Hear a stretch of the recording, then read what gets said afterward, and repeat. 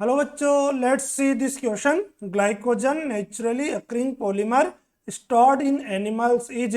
सो देखिए बेटा, according to question glycogen एक नेचुरली अकरिंग पॉलीमर्स है, वो एनिमल्स की बॉडी में स्टोर होता है। उस ग्लाइकोजन है बेटा, वो मोनोसेकेराइड है, डाइसेकेराइड है, ट्राइसेकेराइड है या फिर पॉलीसेकेराइड्स है। सो देखिए बेटा, हम बात करते हैं क्वेश्चन की। Glucose glucose stored in animal body in animal bodies in the form of glycogen। किसकी फॉर्म में बेटा? ग्लाइकोजन की फॉर्म में ये क्या करता है, एनिमल्स की बॉडी में ग्लूकोज स्टोर होता है।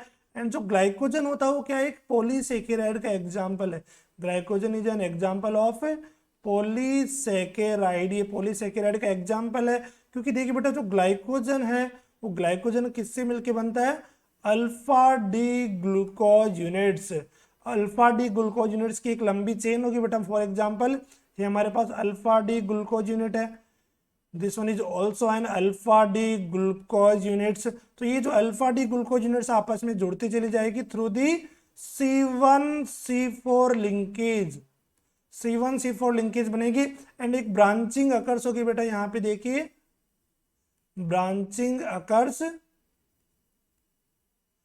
Eight C1C6 linkage. ब्रांचिंग कहां से होगी? C1C6 लिंकेज से ब्रांचिंग होगी। तो देखिए, जो ग्लाइकोजन है किससे मिलके बन रहा है? अल्फा डी ग्लूकोज यूनिट से। बहुत सारी अल्फा डी ग्लूकोज यूनिट्स आपस में जुड़ती चली जाएगी through the C1C4 linkage and branching कहां पे होगी? C1C6 लिंकेज के थ्रू। तो ये जो ग्लाइकोजन है बेटा, किसका एग्जाम्पल है? ये पॉलीसेकेराइड का एग्जाम्पल है। सो ऑप्शन डी में हमें क्वेश्चन में गिवन है polysaccharide. So option D is the correct answer. Okay, best of luck.